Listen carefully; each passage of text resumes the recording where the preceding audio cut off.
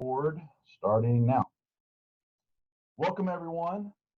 We're excited to have you here for our fifth session of STAR Virtual Professional Development. We've been going through a lot today, but we're excited about this session. As a horticulture teacher, I know that I'm excited about this subject. We've got some great presenters to talk to you today about horticulture and greenhouse management related subjects. A couple of quick notes I wanted to point out really fast before we get started with our first presenter. All of you should be muted throughout the presentations. And if you have some specific questions, I ask that what you'll do is put those in through the chat feature at first, and then we will try to get to all of you and your questions as best we can. Presenters can maybe respond through the chat afterwards, or if there's time at the end of all four presentations, we'll open up to some Q&A if you have some specific questions. I want you to know this video is being recorded, and so we're going to make sure and make this video available for you to go back to and watch and refer back to. We'll send it back as a follow-up email to all of you that have registered for this session, and then it's also going to be put on YouTube at a later time as well. So I just want you to know that. At the conclusion of the session, we're going to ask if you will fill out a quick Google form that's going to help us in evaluating this session so that we can help make improvements for future professional development opportunities. And don't forget, we have one more session tomorrow that's at a little different time. It's going to be from 3 to 4 p.m., and that's related to classroom and lab ideas. And so other than that, we're ready to get started. We're going to begin today with Miss Carrie Dillinger. She's at Elk City, and she's going to focus on some really cool ideas related to what she refers to as her favorite things and floral design and all things related to that. And so I'm going to hand it off to you, Carrie, and you can unmute yourself and get going. Hi, thank you. This is by no means something I'm an expert in, but it's my favorite, so I do it a lot. Let me see. I made you guys like a Word document handout that has way more on it than this slideshow, but I wanted to put a few pictures in here for you. This logo, I'm so proud of this. Is like our little flower store logo. The local print shop digitized it, made it a higher resolution recently, but it was designed by a student. And so, and I have approval from National FFA to edit the emblem. So, which by the way, they don't really care as long as it's for school use and you're not selling it all over the country. But I'm really proud of that. I'm probably gonna get t-shirts or something this year. I've mainly just done stickers and I put them on the floral cards when we deliver an arrangement. This is my flower membership sign up form. This is one of my main fundraisers. I have a separate account for horticulture floral that's separate from our FFA activity account. And I started at $100, I think, and then I went up to $125 after a couple of years. I have about anywhere from 15 to 20 people in the community that buy this. We usually have a handful at the assisted living. Their family members buy them for them, and we take them 5 things during the year. I didn't want to call it like Flower of the Month Club like a lot of schools do because I didn't want to be tied down to it every single month. So I just pick seasons. Fall, I've done a pumpkin or a mum. If you need something easy, if you just want to dip your toe into horticulture or floriculture, I think the absolute easiest way is Parks Brothers out of Van Buren, Arkansas. They will sell you a poinsettia ready to go. You take it off the truck, take it out of the box and sell it. You can get a poinsettia or a mum like that. And you don't have to do anything but like check it for bugs and maybe give it a little bit of water. To me, that's the easiest way to start. Then I do a Valentine's Day, like a spring, Easter, Mother's Day, whatever I have time for, and then something right before school's out. And one thing I've added, I have a lot of other teachers in Texas and California I follow their Instagram or like their school flower store. And so something I may add is who designed your arrangement, what student did it. I've always kept track of who delivered it in case anybody tried to say they didn't get theirs, what time it was delivered. But I may keep track of who did it if you really like them and you want them maybe to make you some anniversary flowers or if you want the same student paired with the same customer all school year, and then that customer can really see their growth. That's something I picked up from another teacher. I may try that. See their growth from the first arrangement to the last one at the end of the school year, how much better it's gotten, or over a couple of school years. So that may be something that I incorporate into that next year. And so I was just going to show you some of the stuff. These are the Pinterest inspiration photos. Love bugs. A lot of our flower memberships have been little old ladies. And so I wanted to celebrate Valentine's Day, but not romantic love. And I thought these love bugs, the black spray paint and the trying to get a styrofoam ball to attach to a carnation, I thought that was hard until I tried to put candy corn in a flower vase. That was the ultimate disaster, but I was pretty happy with the love bugs. I try to avoid Valentine's Day in general, because Valentine's Day and Mother's Day, just because the way I keep the relationships with the flower stores in town, I just go in and introduce myself, and I remind them every now and then when I'm shopping in there that I'm not trying to compete with them. I know those are the holidays they make their main bread and butter. I'm just trying to maybe train them an employee for the future. Now, my assistant principal that got moved up to my principal, he wants me to do his Valentine's flowers every year. I tell him every year I'm not ordering Valentine's flowers. And then at the last minute, he wants me to do it. So I do his, but I don't advertise those holidays necessarily. The candy corn, I'm sure you've all seen the cute where they put the Peeps in a jar and then they put another glass jar, or the Jelly Belly beans at Easter, or the candy corn. I ordered a whole, like 2 cases of candy corn from Dollar Tree, and it was just a sticky, nasty mess. Even if you have 2 vases, it was getting wet and it was very hard. This was our arrangement that all 20 of the memberships probably looked the most different, because I was just desperate. I had gnats in my room trying to eat rotten candy. It was just a mess. So if you have tips on that, I would love, like the glass and glass. I really need some help with that. I think we wound up just doing a little partial piece of foam on the top. And I don't know honestly how we kept it from dripping on the candy corn. It was just a sticky, nasty mess. This was going to be this was our inspiration photo for our summer end of the year last year that we didn't get to do.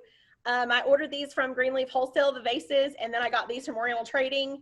They're pool floaties to put, to float your drink in the pool, and we just cut the bottom out of them. These I was really proud of. This is something new we tried this year that I'd never done before, pave, where it's flat with the container. Somebody had given me these containers, these little plastic containers, and so I'd kept them for several years and I wanted to try it. And this one girl was really proud of hers. She made hers into an X and an O instead of just a heart shape. So I was proud of that. One of the people that I'll reference is Lacey Rose Designs. Lacey Trunnell is an ag teacher in California, and she had a PowerPoint or something that she sent me on pave, and that's how I learned to do that. This one, again, Dollar Tree buckets. I will say I've been happier with Dollar Tree containers than Oriental Trading. I tried to do Oriental Trading, and even though it was like a galvanized bucket, even though we lined them with a clear caulk, they still leaked and we had complaints. So I haven't used Oriental Trading for containers as much as I have. But that was our end of the year last year summer arrangement.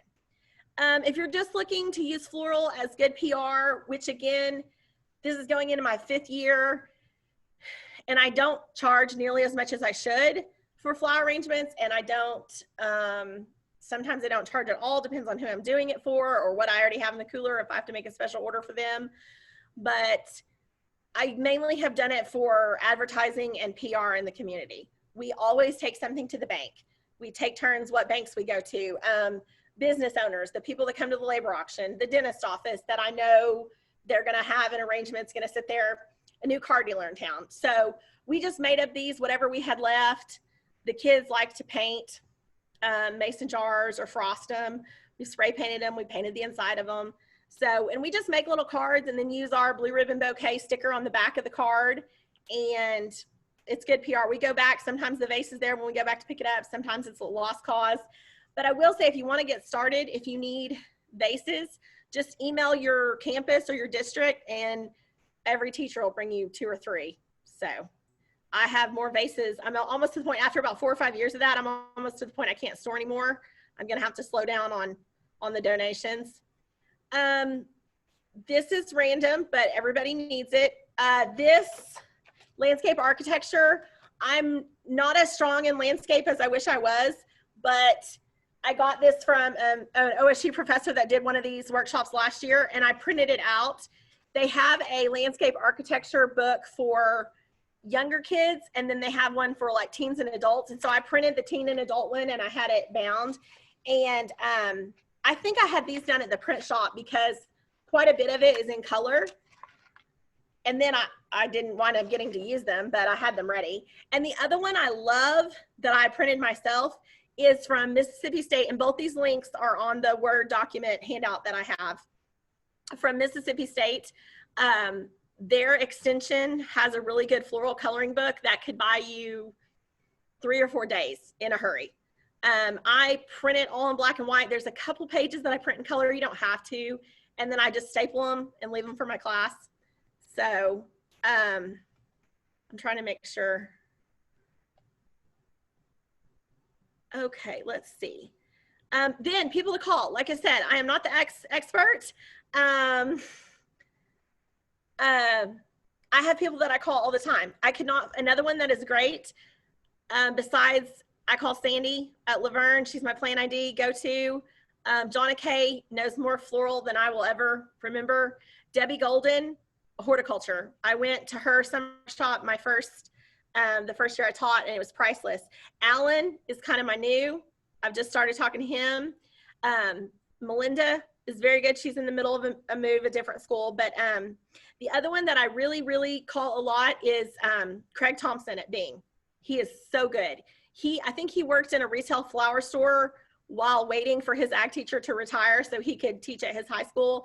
And he knows so much. I need to go to Bing and meet with him. So the only other thing I wanted to say, vendors. If you need floral supplies, I have a long list of vendors, and most of them will take a school PO unless I put a note out beside it. One thing, I went to Greenleaf Tulsa yesterday. I was really nervous because Greenleaf Oklahoma City closed, and there are other wholesale florists in Oklahoma City, but they wanted me to use cash or check for the first 6 months to establish credit. And I was like, I can't afford that because that would be my cash or check. That would not be the school. And Greenleaf Oklahoma City closed, so I was going to have to use Tulsa, and then I couldn't get my stuff on a truck. It's going to have to be shipped. And I was really nervous about the freshness of my flowers or getting them on time, but I found the silver lining yesterday. I had to go in person while the kids are at camp. The silver lining is they can ship overnight to me. It's about the same price, and I can get flowers 5 days a week. Whereas all the Oklahoma City vendors, it was either Tuesday, Thursday with Greenleaf, or Monday, Wednesday if I paid out of pocket for the other guys. And so I'm very, very excited about the potential to get flowers 5 days a week. So I feel like Oklahoma Flower Market, I think they were the ones that I was going to use that I had to do cash or check is what they told me. I had to do that the first 6 months. And the way I was going to get around that, if anybody needs to get around that, is I took $500 out of my horticulture account, gave it to my alumni. The alumni bought me like a prepaid Visa card, and I was going to use that for the first 6 months. So those are the people that I call when I need help. Let me see if there's anything else. Southern Floral in Houston. I'll mention them. They're in Houston. That's a long ways for shipping. But if you need like supplies, glue, foam, stuff like that, if you want to use them instead of somebody in Oklahoma City or Tulsa, they are putting together kits this year. I know the Texas ag teachers are really happy with Southern Floral. They're putting together kits so that we don't have to share and touch things. And it's about $50, and you can personalize it. Like if you want glue gun, stapler, and scissors, or if your school doesn't want you to use the floral knife, but you can use shears, whatever, they're putting those kits together about in the $50 range. And they said they would be happy to ship to Oklahoma schools. So I talked to them also. If you want to do homecoming mums, that's a silk floral. Silks are not my favorite. Fresh is my favorite. But I have done homecoming mums off and on. I have tons of stuff that was donated to me by a parent. So if anybody is close and wants to come and shop or come and look, Tiffany at Cordell, she came and I sent her home with a couple bags of stuff just to get her started, to show the kids, maybe go to Hobby Lobby and get this, pick out what you want, to kind of show her what ACI's products look like. ACI is the main homecoming supplier. So the only one that I've ever found. So, okay. I think that's fast and furious what I've got for you. Please email me or call me anytime. I just made a new Facebook page for Blue Ribbon Bouquets. We have a FFA Facebook and Instagram, but I made a separate one. I learned that from Germinate virtual conference. So they had a couple sessions on social media and advertising your school business. So I'm working on that. Fantastic. Thank you so much. That's a lot of great resources. And I want to say all of these, both the PowerPoint or Google slide and Carrie's document is in the link that I shared in the chat, and you'll get this in an email as well. But I know this is an intimidating subject, full design, and so I'm sure Carrie would agree, you've got to just get into it and get started and practice. And she's a great resource, someone I would definitely mention as a leader that you need to talk to as far as getting classroom ideas, all of those things for how to teach students floral design. I think it's an untapped area of what we can teach in the horticultural world. And so very good. Awesome. Okay, well, we're ready to transition to our next speaker, and that is going to be Taylor Tillinghast from Jinx. She's going to be talking about contest to classroom, kind of using CDE material and curriculum to teach some concepts to the class. Okay, so Taylor, it is all you. Make sure to unmute yourself and you can take it away. Awesome. All right. So with me being at Jinx, we have to teach class almost every day just because of where our classrooms are in the high school. So we found it's pretty easy to take the contest itself, whether that's horticulture, ag communications, whatever contest, and actually teach those concepts in class. So I teach the contest to all of my kids in horticulture with the hope that we have those kids on the team. The easiest way though is to break it down by contest, and I don't look at the test first off. Typically with kids, the test scares them. So we do the fun stuff first and we do the practicums. So this past year, we had a team go to nationals, and so I pulled a lot of the practicums from national contest and taught those concepts over the 3-month period or whatever to all my kids. And they had a lot of fun with it because you can do different arrangements, the mixed planters, bouquets, as well as how to calculate the price. So we pulled all those concepts in.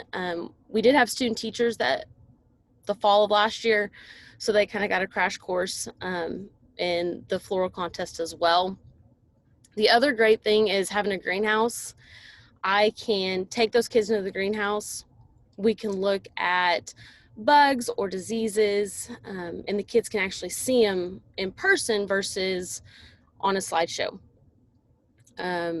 So they're able to see, and we can figure out how to get rid of them. Try one thing. If it doesn't work, try something else. So I really don't have a lot for this. I didn't have a PowerPoint or anything. But the big thing that I've learned is take the contest, take the rules for both national and state, break it down, integrate those contests, how to do them in your curriculum, and the kids get a hands-on experience with having to do all that. I've used the problem-solving part of the contest for bell ringers. That way the kids can kind of get situated, get ready for class, whether it's a math problem or a picture of a plant with a couple of different options on what that plant is. The other thing we do is all of the plants in our greenhouse for our plant sale are on the national or state list. We don't get any plants that aren't on it. That way the kids know what they are and are able to identify them from the time we plant them to the time they're full grown. So that's another way I just integrate the contest within the classroom. Excuse me. But that's kind of all I have for that. I mean, it's kind of, for me, it's easy being able to break down the contest, show the kids, hey, here's so many plants, you know, you can see these in person, touch them, see what they look like, and teach the plant ID, the pest ID, the practicums, all of that can be taught in class. And with us, we're teaching it for knowledge, not for a contest. We're wanting those kids to learn hey, here's how you identify this pest. Here's how you get rid of this pest. Here's this math problem. And then our hope is that those kids that we teach in class will do the contest parts. And that's how I got lucky last year with my group of kids, is that they were in class, they learned about it, they're like, oh, this is really cool. Let's do this as an actual contest. I know Mr. Cook does the same thing with his vet science kids. He teaches it in class, and then he gets a good group of kids to do the contest. Um, that's kind of all I have. I mean, you could, if you wanted to, you could drag out the contest, learning the contest in class for a semester, a full year. Because the nice thing about the state contest is the information that you teach in class could possibly be on the test. And we found out at nationals that a lot of what I taught in class was on the test for the national contest. So the kids really didn't have to focus on the test as much as everything else. And with nationals, there's a lot of practicums. We had to do job interviews. And I know Carrie mentioned Alan Smith. I think, was at the high school once a week helping prep kids and everything like that. So there's a lot of really good things within the contest itself to teach in class, to teach to all the kids. And I had a group of boys that absolutely hated floral design, but they had a lot of fun with some of the different practicums because they were able to do something, and then they gave it to their mom. Mom loved it, and so they had to keep doing stuff like that. But that's all I got really for that. I mean, Great. I will say this. I can definitely echo what you're saying, Taylor, in regards to aligning that. And we've been told that, you utilize CDEs to help support instruction. And when you have that healthy approach to utilizing the curriculum for everyone in the class, especially if it's the relevant pathway, then it only makes sense. And then you can determine when you think in the competitive sense as an FFA advisor, oh, well, this student has a knack for this, and they also seem to really be enjoying it. So it helps you identify those students very easily as to who might want to be team members. With that, we're a little ahead of schedule, but does anybody have some questions for our first two presenters, Taylor or Carrie? I know we've got a few in the chat that have been follow-ups for Carrie's presentation, but one thing I would say, I think I really like the idea about trying to align. It doesn't always work, but I think aligning a lot of the plants from the CDE list, or as much as you can. And I know many teachers also, even if they're not selling them, they also try to collect as much realia or as much real life plants and keep them just as ID. The mention of Mr. Thompson at Bing, I know that's something that he's done. So if you have the space and you have the ability, that's a great way to do that. And even planting them, if they're a perennial or if you do nursery landscape, you've got shrubs and trees, think about doing some beautification projects, making it as experiential as you can, and then going from there. And so any other questions we have up to this point for anyone? one of the things, I'm going to kind of go off of what Carrie said. I use Greenleaf and Tulsa as well, and they're amazing to work with. If you call them ahead of time, they'll actually send you plants that are kind of iffy. A lot of times they'll just give them to you for free. Like we'll pull apart plants for, part ID, things like that. And a lot of times they'll just give them to me because they can't sell them. And so they love working with kids. I took my floriculture team up there, and they learned how to pack plants to be shipped and all that. So they love helping the schools and love working with the schools as well. Great. Now I agree. And if you know of a nursery or greenhouse, even sometimes Lowe's has enough selection that makes it worth your while if you do an after-school trip, or even you can make it work as a field trip to visit someplace in the metro of whether Tulsa, Oklahoma City, some of those places that we identify and you'll hear about today. I think that really makes it exciting for those students to see that. Even just botanic gardens there at OSU, city parks, some of those places. Think about that outside the box there too.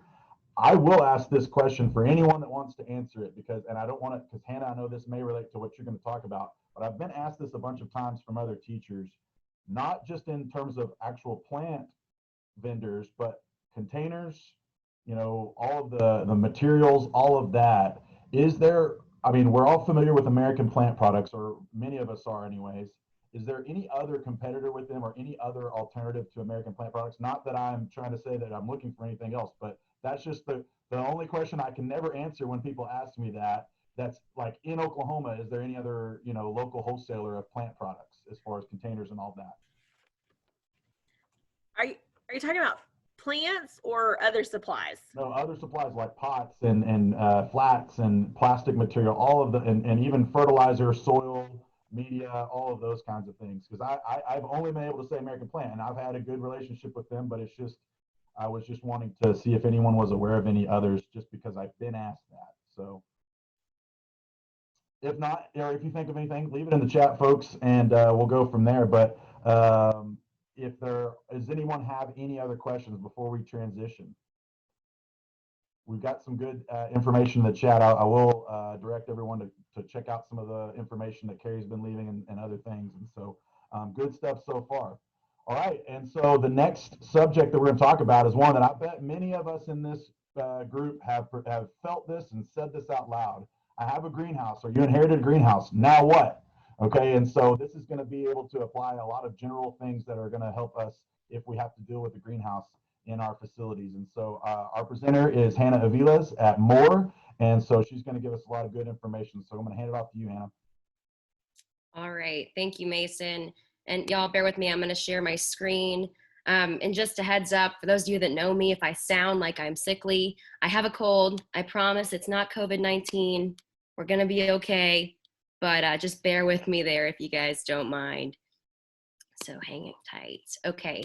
So just like Mason said, this is going to be really tip of the iceberg for those of you that maybe just started a new program, or you moved to a new location and you have a greenhouse, or maybe you did some grant seeking and you're going to get a greenhouse and you're just like, what do I do? This is just a good quick overview of what that can look like for you. Uh-oh. There we go. Okay, so first and foremost, everybody's going to start somewhere. I'm sure there's at least one or two of you out there that were like me. I was an animal science ag ed major. I wanted to play with animals. I wanted to do a lot of leadership. I thought my job would look different. And then I got this job at Moore, and I was told I was going to do the greenhouse. And so I said, okay, cool. And I figured it out. And that's all it really is a lot of trial and error, talking to people, to be frank, just nerding out, and it's really funny. You don't think you have a lot of interest in it until it becomes your baby. And then it's just really fun. So this was what my greenhouse looked like on my first day when I got the keys, and that was what we had it looking like in time for our fall sale. And actually since then, we've got a new greenhouse. It's immaculate. If you haven't heard about it, I'll put some pictures in the file for you guys to look through later. And then if you ever want to come down and see it, just holler at me. But it's easy to grow once you just kind of get a vested interest in it and just start talking to people and doing some research. But just looking first and foremost at some good pragmatic uses for your greenhouse. What's it good for? Not just growing plants. If you look at our 3-circle model, we're really focused on classroom and laboratory instruction, SAE, of course, and then FFA. Well, we really use our greenhouse to touch on all 3 components of that model. First and foremost for me, it's really great for content application. I took horticulture when I was in high school, but we didn't have a greenhouse, and so the context wasn't there. It wasn't that interesting to me. I didn't realize everything that I could do. So it's really great for that. Kids learn about a concept in class, we go out and apply it.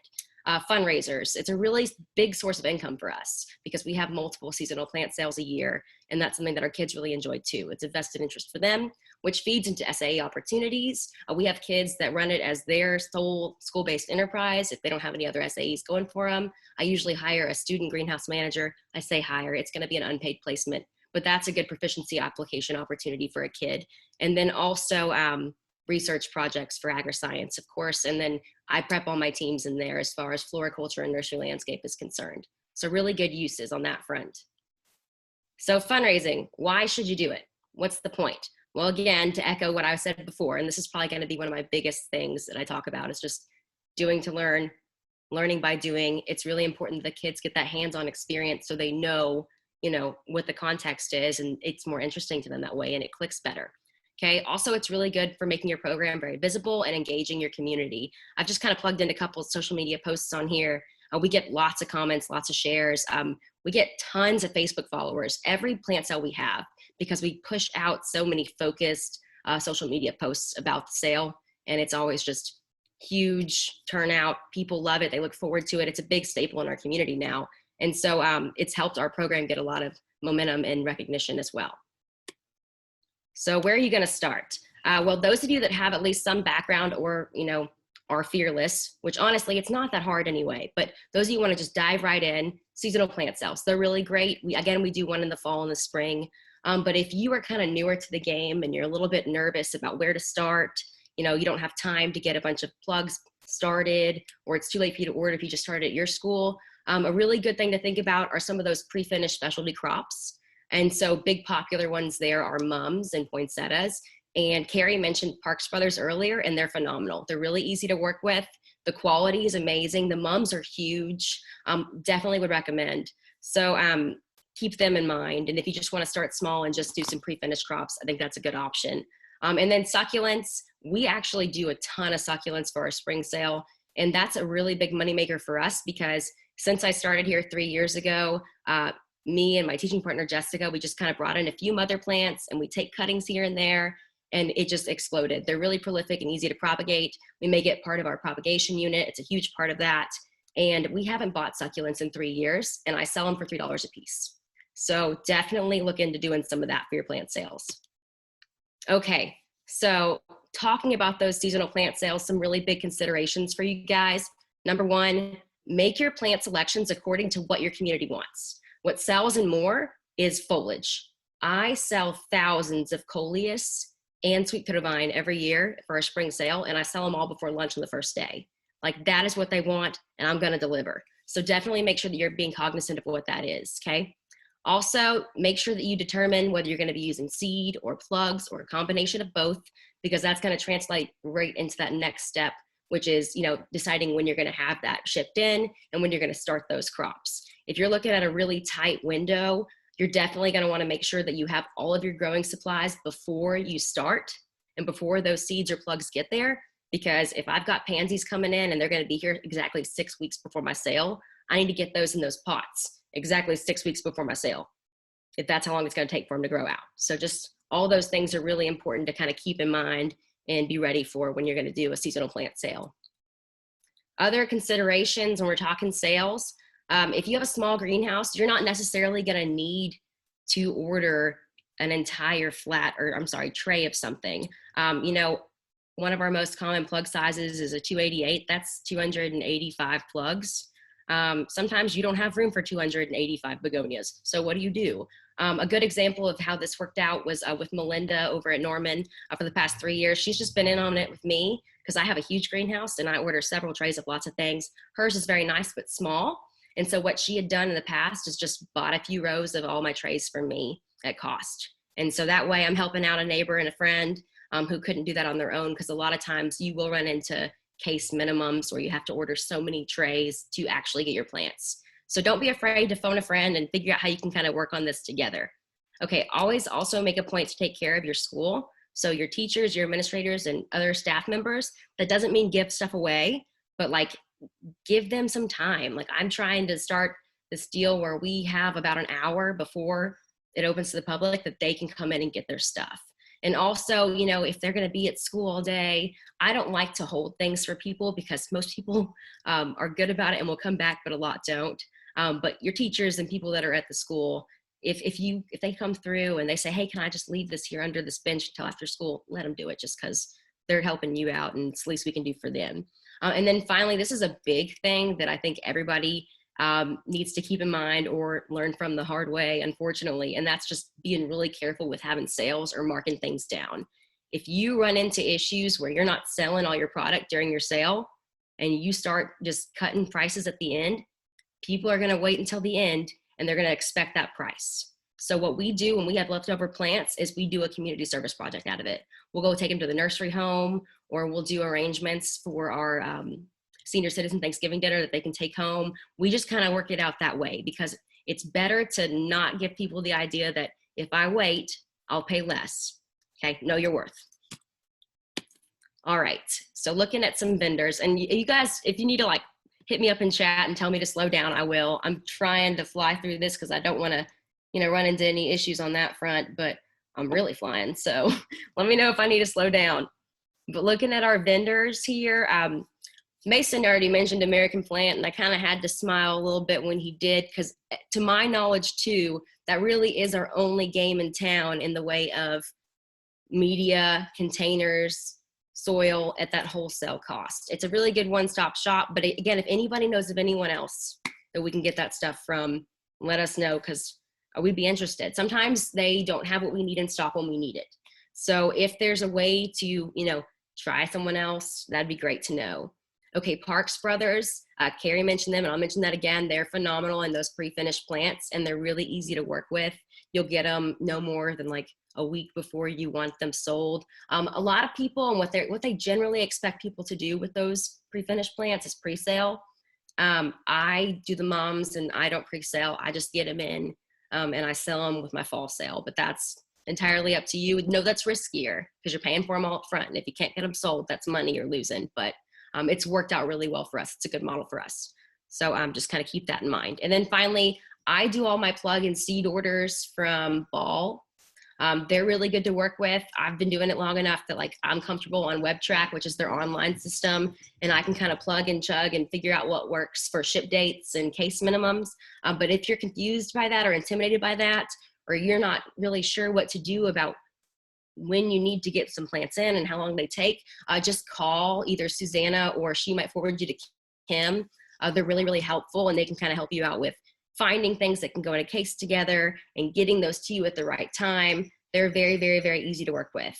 There are other games in town. I think, is it Jolly Farmer? I think that's what Jinx uses, right, Taylor? Not anymore? We've not used Jolly Farmer in a while. Okay. I still use North Carolina, South Carolina, can't think of it. Park Seed. Gotcha. Okay. Well, there you go. So there's some other vendors in there, and if anybody wants to kind of throw those in, that's a good deal. Ball is basically just like a big aggregate of a bunch of different growers. So how that works is they've got like almost, I think, 100 growers they work with, and you can kind of go through and pick and choose who you want to buy plants from. They have ratings on there, so it makes it really easy and user-friendly. Okay, let me see. We're doing okay on time. So looking at moving into the teaching portion, and I thought I would take longer to talk about the rest of this, so this isn't going to be too comprehensive, but I'll be happy to answer some questions about it. And so why should we teach in the greenhouse? Why should we take advantage of that as more than just a money-making tool? Well, again, I'm just going to reiterate, I probably sound like a broken record, but this really helps contextualize what the kids are learning in class. It's really easy for them to forget something they read in a textbook. It's not so easy when they actually go out and do it, okay? Helps kind of connect and make that bridge happen. Also, it provides them some tangible experience working in commercial greenhouse settings. I actually had 4 students working at Markham's last year. After taking my class, they were really interested in that, and they all got placements. So that was phenomenal. And their experiences here were wanted. They holler at me and they ask me if I have anybody else for them. So that's a really good way to build a relationship with people like that, and also to help get those kids some experience. One of those kids that was working at Markham's actually got a floriculture, horticulture scholarship from OSU at the contest last year. And so she's doing that now. And it's just exciting to see that this experience has led them to that path. So again, really important from that respect as well. And then that kind of ties into just increasing that student interest and engagement. I mean, I have boys in freshman football that are like just wild, but then they get in there and they're like, oh wait, can I clean under the benches? And they just like it. And so it's really good and kind of helps make what might be not as interesting of a topic for some students more interesting and engaging. Okay, so where do you start? Timing is really important in this. Some people are intimidated about plant sales because they're concerned about where the labor is going to come from. Again, it all connects to what you're doing in class. So take advantage of that, and then you have your learning and your labor. So what I like to do is kind of develop my scope and sequence around when things are happening in the greenhouse. So I'm planning my lessons that way. So this is not intended to be comprehensive. This is just a couple examples. So I'll talk about cultural practices for trees and shrubs. After my fall plant sale in October, we'll go around and we'll prune some trees on campus. And then also we're gonna cut back any of the mums that we saved from the plant sale. Also looking at our growing facilities. Once we're getting done with that fall sale, we have some downtime where we're gonna get things cleaned up again for when we start getting our plugs in January for our spring sale. So we'll talk about the facilities then, and also how to clean and maintain those. And then we'll go out and do that. Then we have December. We're looking at deciduous and evergreen plants, because I actually also do a Christmas wreath sale. Our kids will hand make those, then we sell them. And so that's kind of just tying into that. We'll talk about media a lot as the kids are transplanting those plugs that we get in for our spring sale in January. And then also, again, I mentioned the succulent propagation earlier and how we do a whole lot of that. So I think that is, almost done, not quite. Okay, couple more considerations. Always keep safety on your mind. That goes for any lab setting in ag, in all honesty. But especially for those of you with concrete floors or concrete walkways, Green Shield or any other algicide is your friend, because that stuff gets really slick really fast. And I'm definitely concerned about it for my kids that want to run aground. They don't generally do too much of that because I really drive it home they shouldn't. But I still worry about that. And also during my sales, I'm very, very, very conscious of that because I have a lot of older members of my community that like to come in and shop, and I just don't want anything to happen to them. So treat your floors, make sure algae is not a problem. Also, there's a lot of water in your greenhouse, so you're going to want to make sure that there's no electrical hazards that might potentially come up. And then if you guys are able to do your own IPM, I know I am at my school, I'm very fortunate. So I'm glad I don't have to go through maintenance in that respect, but I still need to make sure that my chemicals are locked up and kids can't accidentally get to those. Also, this kind of ties back to trying to stop them from running around in horseplay, but establish a clear set of rules and expectations for your kids and let them know how you're going to grade them before you're going to grade them. And then finally, make sure everybody's busy. You know, I always tell my kids, you're going to find a broom or you're going to find a book. I make sure to delegate for them really, really well. And that way everybody's got a task at hand and they're staying out of trouble and they're getting things done.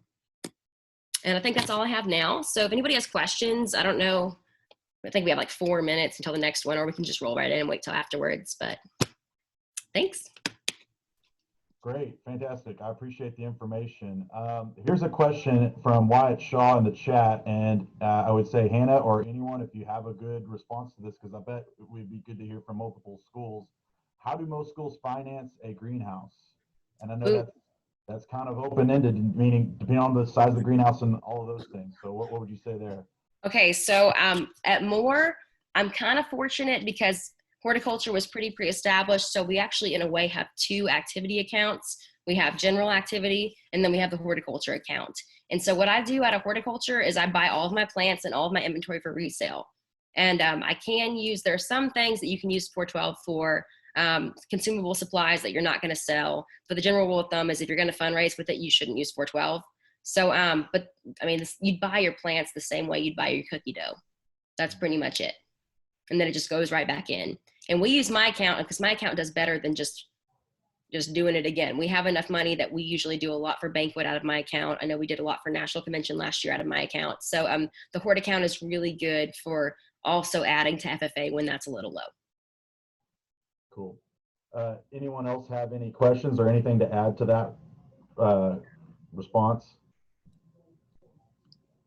Why are you meaning to finance the construction of a greenhouse or just? Okay, gotcha. Okay. Hannah, what about that, or anybody else in that for that regard? But go ahead, Hannah. About financing, we're also building one here at Bristow, and it was actually done through the bond. Now, not every school I know is that way. You can use career tech grants, can buy greenhouses sometimes, but like I said, our greenhouse is being done through the grant, a school bond. So.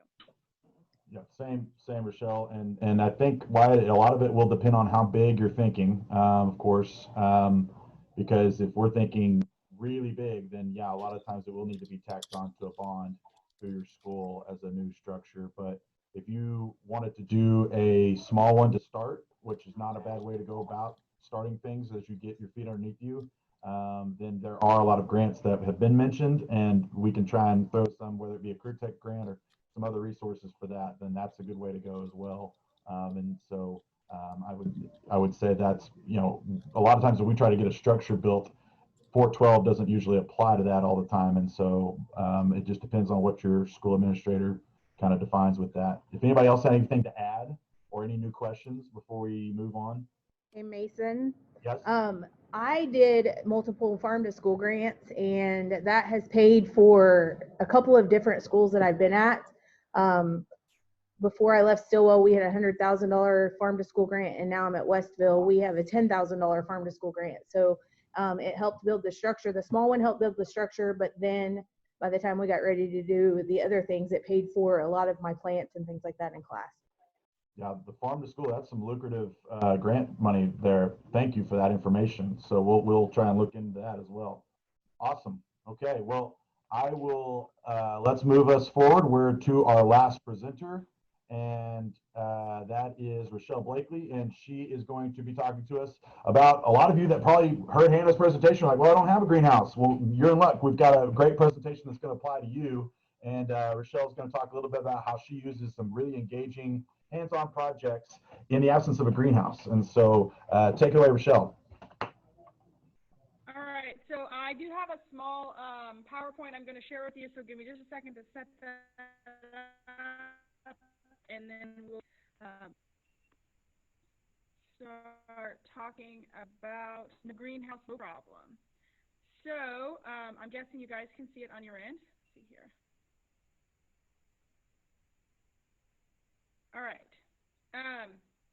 So I am going to share with you what I incorporate in my classroom that pertains to horticulture, plant science, and hydroponics without a greenhouse. So when it comes to horticulture and plant science, I teach that in 8th grade, Ag 1, Ag 2, and I even use my leadership class in some instances to do some of my school projects. Let's see here. There we go. Okay, so some of my classroom projects include working at the elementary school. Our elementary school does have a small greenhouse, very small greenhouse. And last year, my class picked up teaching 1st through 3rd grade, a little bit about plants, what an annual is, what a perennial is. And what we did is we actually bought a plug tray with different plants from a greenhouse, and we grew begonias, petunias, and impatiens, and the kids helped us transplant them into 6-packs, and they helped us clean out the greenhouse before we got started. So each grade, our class would kind of shift through. We were over there once a week. The elementary is close enough for us to walk. Anyway, we would transplant those into 6-packs, and then as Mother's Day approached, we bought them little pots, as you can see in that picture.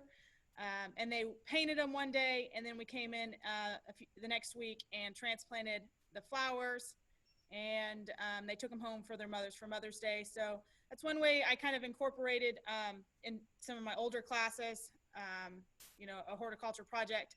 The center picture is a picture of tomatoes. Those we grew with a grow light. We started them from seed. That was more like an Ag 2 and freshman project. So they transplanted those, or they didn't transplant them, they started them from seed in the grow light in the classroom, so they got to see them. I told them a little bit about how to make those plants hardier by brushing them, so when they get planted outside. And then we ended up donating those to Bristow Social Services, which is here in town, and they use those in their community garden, which you can see there. I have a group of kids. This is more like a leadership class. We volunteered at the Bristow Social Services to help prepare their, pretty much as a community garden, or they use that garden to grow food to help stock their pantries. So we donated the tomato plants, and then we also had the community garden that we helped with. Let me check my list to be sure I'm not missing anything. Grow tomatoes. Let's do these. Oh, my teaching partner and I, we also helped, there was a councilwoman here in Bristow that approached us, and we built raised flower beds for a community garden also, actually in town. Then those are a few of the projects that I do in terms of plant science and horticulture in my classrooms without a greenhouse. I do have grow lights in those tomatoes.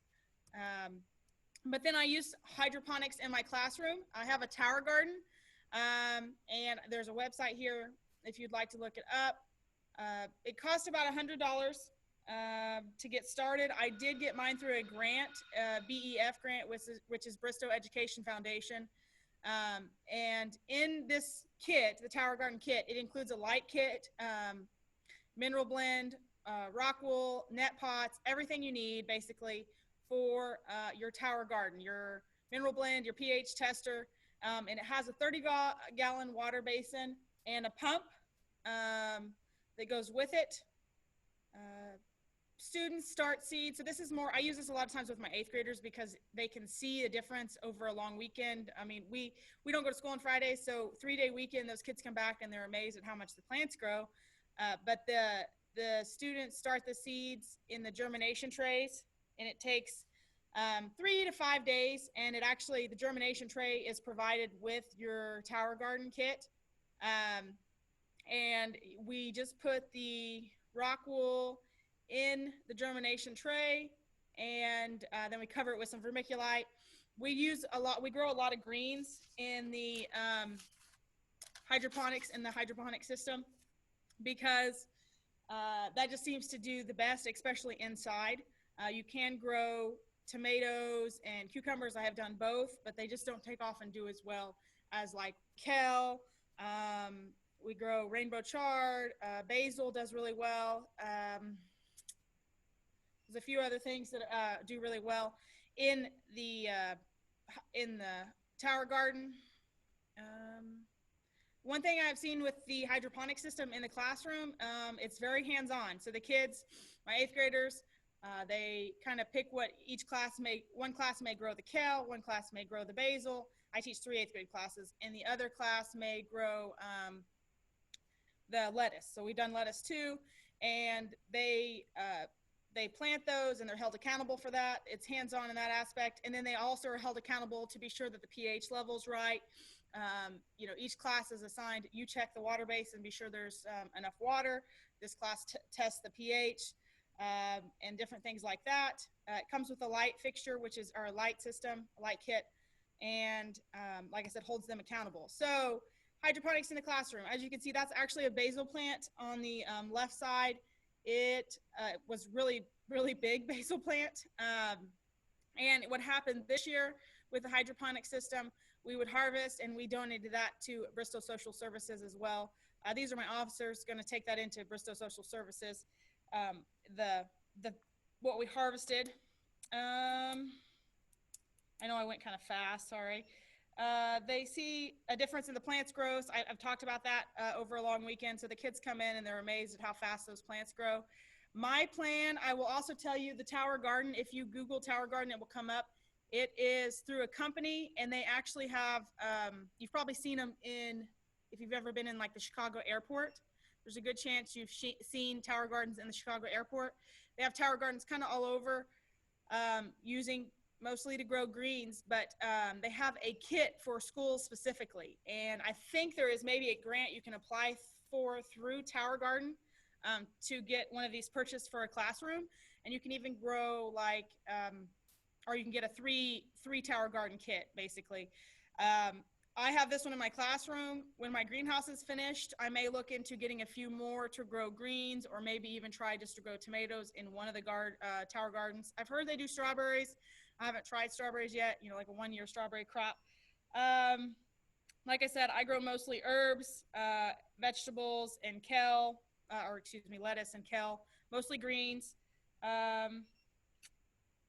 And that's really about it. Please feel free to contact me if you have questions about maybe a tower garden or anything like that, anything about a tower garden or potential horticulture or plant science projects in your classroom. Let's see. Awesome. I got to say, that gets me excited. I love the ideas, and then I agree, the more kind of stuff, the toys you can have, different alternative growing systems, a tower garden, hydroponics, things that can fit in your actual classroom. So students are literally excited every single day when they walk in the room to see something new, see something grow, and the difference it makes. And so really good point to be made there, Rochelle. And so you guys read the chat. You can see there's been a lot of good information thrown in there. And I want to say, this is something that's great for your intro classes as well as having a horticulture class. So hopefully these ideas are for you that you can apply to a unit of, or for a long-term project with, especially your 8th and 9th grade students, to have something for them, even if it's bell work or as they're coming in, to build routines some classroom spaces that they're excited about to go and see and check on progress. And so I really like those ideas. Does anyone have any questions? We've got about 5 minutes left in our 60-minute time. Any thoughts or questions related to the subjects that our presenters have brought forth today? Do any presenters have anything else they needed to add based on that?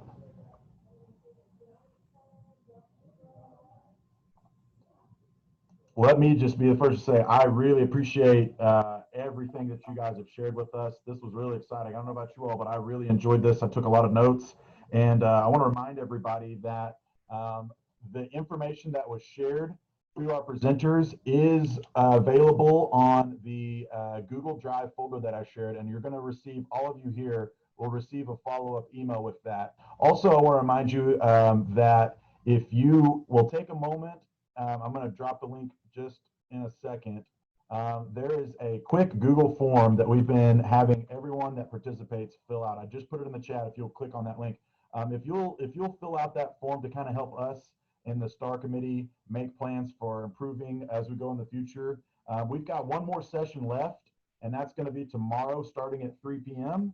And it's going to be some really cool, just diverse subjects all related to classroom and lab ideas that will, I think, help you as we go into kind of a different year this year. And so be on the lookout for that. Also know that if you access that Google Drive folder, that gives you access to the other folders and the recordings that we've placed in those folders and all of the other researches. But real quick, I see the question that Cameron put in the chat, since we have a few minutes. Dylan's question to Rochelle: what is your setup like in the classroom? Did you make that table? Does it drain on its own, or do you dump a bucket with water that drains off from the plants? I think, is that referring to the picture of I think it was the tomato plants under the grow light? Yeah, under the grow light, you had that table set up where you were growing those tomato plants, and were you watering them, like going through and watering them on that table specifically, or was it, do you have a different setup for that? And usually it basically evaporates. I mean, it's kind of got grooves in it, so it doesn't set in the water that kibble does, but it just evaporates. It doesn't have anywhere that has to go necessarily. Okay. Any other questions from anyone? I'm going to go ahead just so you can access it right away and save it to your drive if you want. This is that link that I've referred to a couple times that accesses all of the STAR Virtual PD resources so that you can go and see that. And you'll also be able to refer back to this recording and check back to every one of those. Any other questions or thoughts before we start wrapping up? Once again, thank you so much to our presenters for sharing their knowledge, taking their time, and putting forth the effort for that. And thank you all for participating, and we appreciate your feedback on all of these sessions. And so we look forward to seeing you all tomorrow. We hope you will join us, and we'll talk to you then. Thanks, everyone.